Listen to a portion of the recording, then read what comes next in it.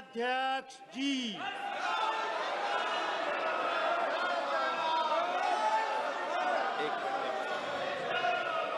एक ये पढ़ लें अंतिम शब्द। माननीय सदस्यगण, दिनांक 30 जुलाई 2025 को श्री हरिकोटा स्थित सतीश धवन अंतरिक्ष केंद्र GSLV F-16 रॉकेट के माध्यम से NASA ISRO synthetic aperture radar satellite का सफलतापूर्वक प्रक्षेपण किया गया है।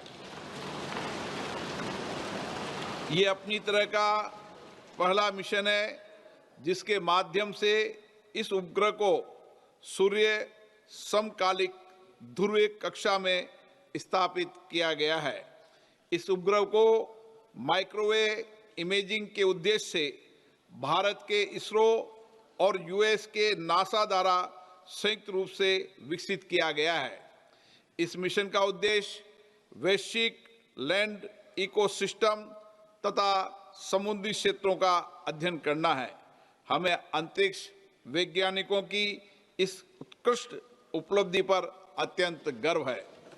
ये सभा इस सफलता के लिए भारतीय अंतरिक्ष अनुसंधान संगठन के वैज्ञानिकों की टीम को बधाई देती है और उनके द्वारा भविष्य में किए जाने वाले प्रयासों में के लिए सफलता की कामना करती है।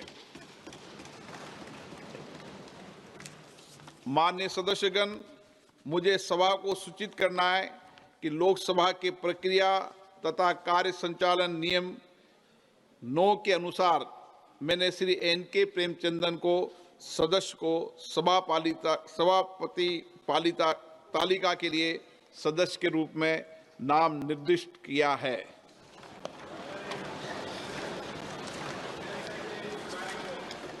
प्रश्न संख्या 161 एडवोकेट फ्रांसिस जॉर्ज। नंबर 161। माननीय मंत्री महोदय, माननीय अध्यक्ष जी, उत्तर पत्र में रख दिया गया। मेंबर सर, प्रश्न संख्या 162 सर पाडा। सर माननीय मंत्री महोदय, सर, माननीय अध्यक्ष जी, उत्तर पत्र में रख दिया गया। माननीय सदस्य,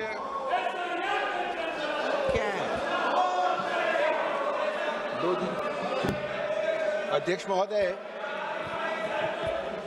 मैं माननीय मंत्री जी को धन्यवाद देना चाहता हूं कि इस अहम मुद्दा पर जो वो जवाब रखे हैं वो विस्तार से इस योजना के बारे और आंकड़े के साथ जवाब रखे हैं।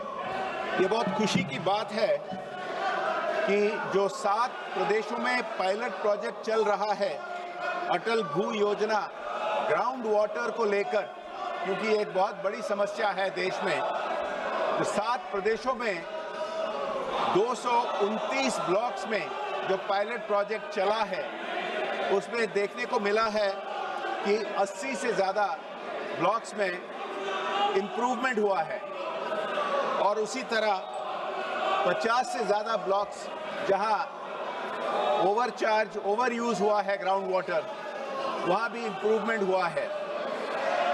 मैं माननीय मंत्री जी से ये प्रश्न पूछना चाहूँगा कि इस योजना को देश भर एक्सपेंशन के लिए उन्होंने जो कदम उठाए हैं वो इंफॉर्मेशन शेयरिंग के नाते में है।